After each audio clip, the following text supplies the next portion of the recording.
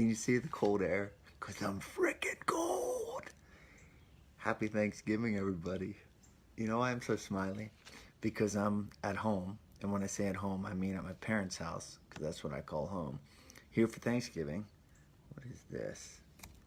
Little... I'm out on my porch. Out on my porch. It's really cold. And we're getting ready to rock and roll with AMXbooks 619. So happy stinking Thanksgiving to everybody. I hope you have a good one no matter where you're at. East Coast, West Coast, over that side of the ocean, over this side, up where, everywhere. Happy Thanksgiving. I'm outside on my parents' porch. It's, I don't know, 30 maybe? I don't know, 30 degrees or so. We live out in the country. I absolutely love being here. And it's just it's a fun day to record. I love recording on holidays. But yeah, this AMXbooks 619, reading the book Unplugged. I'm going to get rocking. Same to you. Ryan, it's good to see you, buddy. I haven't seen you for a while. It's good to see you as well, my friend. All right, so let's do this. Let's get rocking and rolling with AMXbooks. I'm so cold. I'm so cold. All right, one. All right. I could just talk all giddy for Halloween, or not Halloween, Thanksgiving. 1, 2, 3, go. Good morning, my friends, and welcome to the Spaniard Show. This is AMXbooks 619, reading the book Unplugged. I want to wish you all a happy Thanksgiving. So today is November 22nd, 2018. Happy Thanksgiving, no matter where you are, north, south, east, west, wherever. Happy Thanksgiving. Know that I am extremely thankful for each and every one of you. This show is a growth in motion, as not sightly as that sound. This is growing, and it takes each and every one of you to help that growth. So know that from the bottom of my heart, from the bottom of Dred's heart, we sincerely appreciate every single listen, every single person, every single second of every amount, everything you put into this show. Know that we sincerely appreciate it.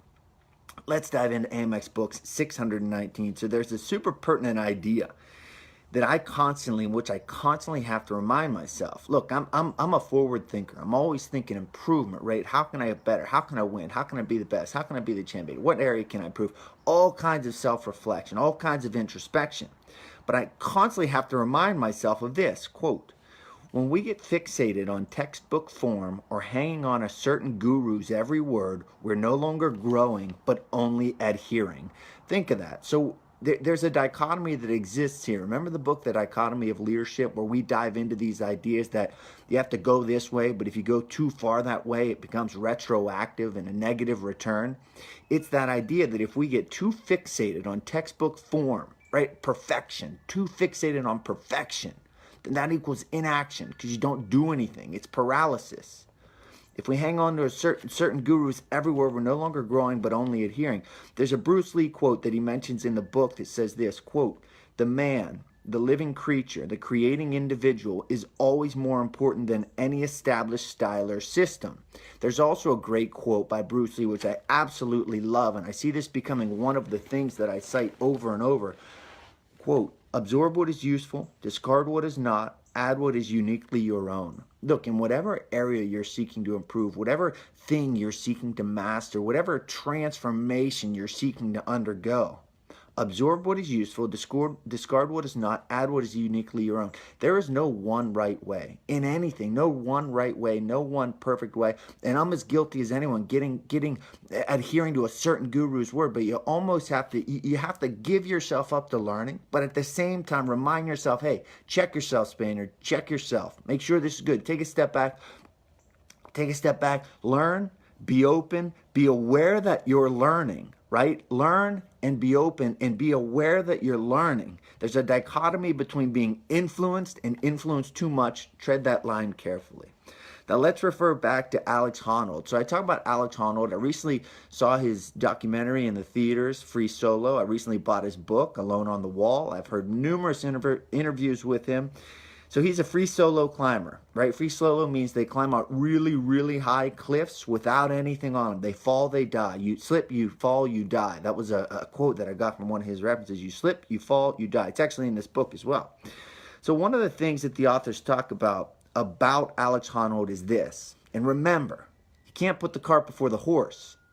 Quote, A key component of Honnold's survival are the instincts he has honed over years of dedicated practice. Listen, he's climbing up this 3,000, El Capitan, El Capitan in Yellowstone. He's climbing up this 3,000-foot sheer cliff, and he slips and he dies. You and I can't just do that. We look at that and say, that's crazy, that's insane, I'd never do that. But yet, Alex Honnold says, no, I put a lot of care, I mitigate my risk. He's very calm, very cool, very collected.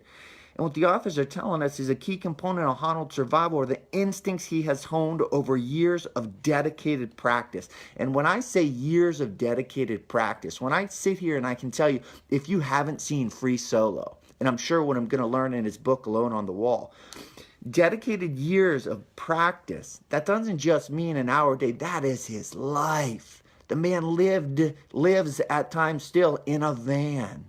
His whole life is based around this pursuit. That's dedicated practice over a period of time. You remember that thing that I started saying a long time ago, earn the right to trust your gut? That's what it's about. You want to walk the walk, you want to talk the talk, you got to earn the right to trust your gut.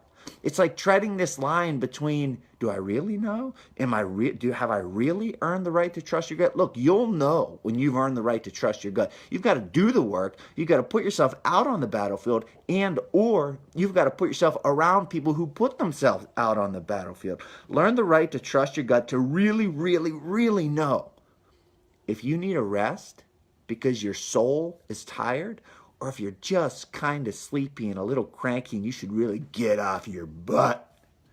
Last thing I want to talk about is energy. Speaking of that, speaking of getting off your butt. Remember our friend Scott Adams, How to Lose at Almost Everything and Still Win Big?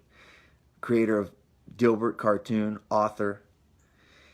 I remember reading his book. Tremendous. How to Fail at Almost Everything and Still Win Big. Tremendous book. And that was the first time that I ever heard that energy is the most important metric to track. And I had always been aware of energy, but then I had 2 kids, and then I read this book, and I started thinking, wow, I've got to do everything possible to conserve my energy and move it, direct it in the right direction. So in the book, there's a section, in this book, Unplugged, there's a section entitled, Energy is Everything. And there's a quote that says, how you project yourself also profoundly affects how you interact with other people who make instinctual, listen to this, how you project yourself also profoundly affects how you interact with other people, and emphasis here, mine, who make instinctual judgments about your mood and energy from posture, gestures, tone of voice, and facial expression. So this interaction, how you project yourself, is forming the communication, the interactions you have with other people, and they make instinctual judgments about your mood and energy from your posture, your gestures, your tone of voice, your facial expressions. Be intentional with how you carry yourself. Be aware. I remember the first time my Spanish friend Luis, when I was over in Spain, he said, "Why do you look so? Why do you look so pissed off all the time?" That was a Spanish accent turned French turned let's just speak in my Western PA accent. He said, "Why do you look so pissed off all the time?" I said, "Whoa, what?" Yeah, pay attention to what energy you're giving off. Gabby Reese, famous volleyball player, Gabby Reese, who's also the wife of famous surfer Laird Hamilton, says this. She has this idea, the quote, going first. She has the going first mentality where she smiles first. She sets the tone. She sets the energy. Consider going first, my friends. Again, happy Thanksgiving 2018. There's a new way you can help support the show. So today's episode, AMX Talks 206, comes out of Dreadisode, where me and Dread really dive into the roots of this show. We bear it all. We bear our souls. And we put out another way if you'd like to help support the show by way of Patreon. Patreon is a way for you, the listener, to support me, the creator, Dread, the creator, and help us do what we do best. You can check that out, patreon.com, Patreon, patreon.com/Charlie Spaniard. Links in the show info. Have yourself a happy little Thanksgiving. See you, folks. Hey, Scotty Moore. Good to see you, bud. Good to see you. Hey, good to see you. Good to see ya. Dennis Maney, Scott Moore. Happy Thanksgiving, everybody. My feet are freezing. I'm freezing. I'm going inside. Have yourselves a happy Thanksgiving. See you tomorrow for AMX Books 620. Check out the check out the Patreon link. Do that. Do that, would you? Patreon, Patreon.com/Charlie Spaniard. We'll see you.